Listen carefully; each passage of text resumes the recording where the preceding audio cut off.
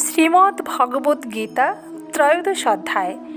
এই অধ্যায়ে ভগবানের 20টি সাধন পথের মধ্যে অপর একটি সাধন পথ হল অশক্তি। জাগতিক বস্তু, ব্যক্তি, ঘটনা, পরিস্থিতি ইত্যাদিতে যে প্রিয় ভাব থাকে তাকে বলা হয় শক্তি। সেই শক্তি রহিত হওয়াকে বলা হয় অশক্তি। সাংসারিক বস্তু, ব্যক্তি ইত্যাদি থেকে সুখ গ্রহণের আশায় এবং সুখ ভোগের জন্যই মানুষের আসক্তি জন্মায়। কারণ মানুষ সংযোগ ছাড়াও সুখ হতে পারে এটি ভাবতে পারে না, তাই সংযোগজনিত সুখ তার অত্যন্ত প্রিয় হয়। কিন্তু প্রকৃত সুখ হয় সংযোগের বিয়োগে।